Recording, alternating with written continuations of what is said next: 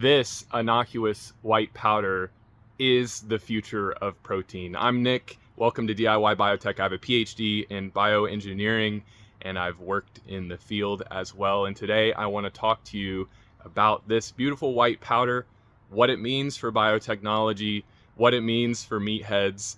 And if you're looking to get into biotech or if you work in biotech, I think this video will be informative for you. So what this powder is a protein called ovoalbumin. It's the main protein in egg whites, maybe the only protein in egg whites, and it's made by a company called Every.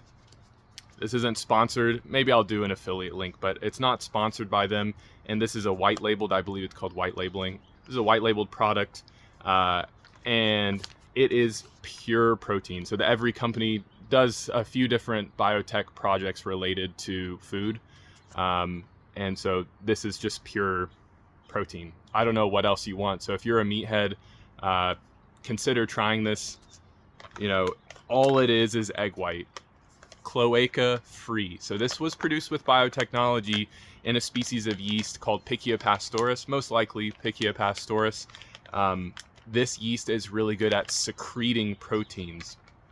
And since it's an egg white protein, ovoalbumin, the yeast doesn't naturally produce ovoalbumin, so it's been genetically modified to produce and likely secrete ovoalbumin. Being able to secrete the protein means we don't have to break the yeast cells open, which costs a lot of energy to do, and it furthers the separation, which can also be very, very expensive. When you mix it with water, which is what the instructions say to do, it looks pretty close to egg white, a little bit of a yellow tint to it, not as sort of like slimy as egg whites can be, but it does get sticky, so it would work well as like an egg wash on top of some pastries or something. And since it didn't come out of a cloaca, you can just have it straight up, and it really doesn't taste like anything. If anything, it tastes like very slightly salty, sweet water. So put it in protein shakes, whatever. Very, very clean, very, very complete protein. It has all of the essential amino acids. That's what complete protein means, unlike a lot of vegetable proteins. So I've also cooked up the egg whites along with regular egg whites, so you can try to identify the difference if you'd like to. So I'll try them now. So this is the Every product. Tastes fine. And here's some regular egg whites. The regular egg whites are a little bit better, but I still think that this is getting really close to what we need to be going towards. Plant-based proteins are not going to cut it for the people who want to eat meat. I don't think we'll get to something that's similar enough to meat.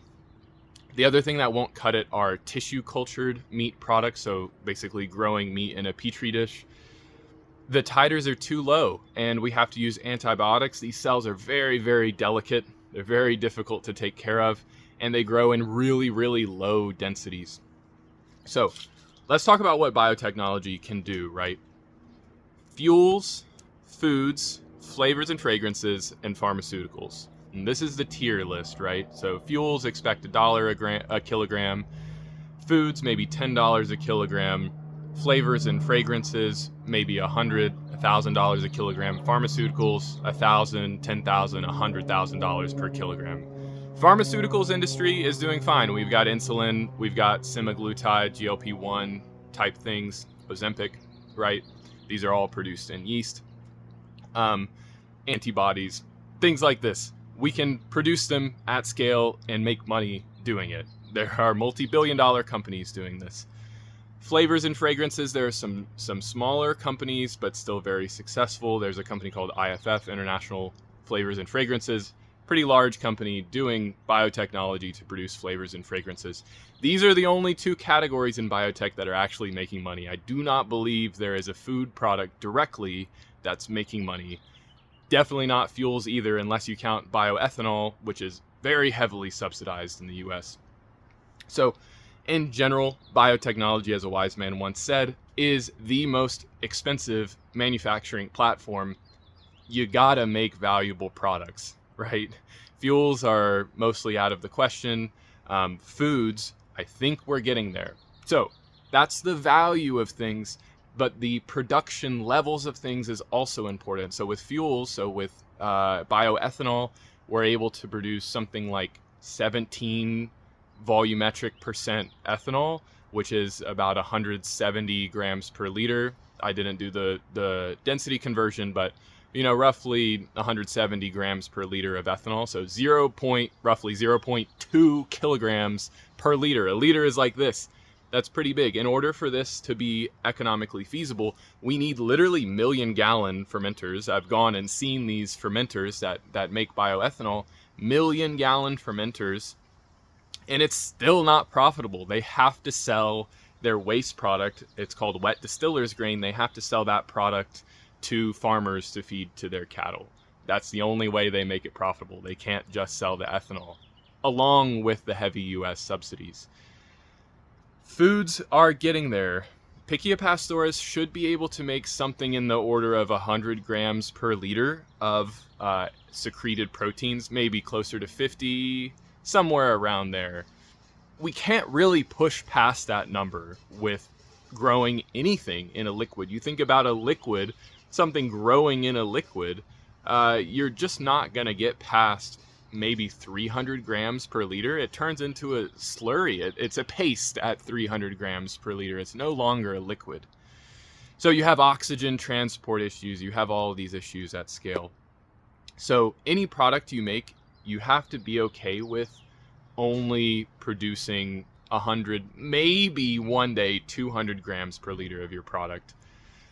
With tissue culture, it's even worse. Any mammalian cells, any animal cell, really, you'll be lucky to get 10 grams per liter. 10 grams per liter, 0.01 grams per liter, and you want to make a product that costs, a 10 cents a gram, right? That's just not, or 1 cent per gram. That's just not going to work. You go down to the grocery store, you buy a chunk of tuna for, $10 a pound, or you buy lab-grown tuna for $10,000 a pound. That's just not going to work. So we need to figure these things out. These things out, and I think that every company is kind of onto something with this ovoalbumin. I think there should be other solutions out there. If you know of other solutions that biotechnology is actually solving, leave them in the comments below. If this video was informative at all, let me know down below. If you like these kind of nonchalant style videos, it would be helpful to leave a like and subscribe to the channel. I want to do more of these. I don't want the editing process to be a bottleneck in me pushing out videos, even if I'm just yapping to the camera. So thanks so much for watching. Thank you for supporting me. If you're interested in this product, it will be an affiliate link, whatever. I make 10 cents off of it. But if you're gonna get it anyway, go ahead and use it. If not, whatever. Thanks for watching anyway. See you in the next one. Bye.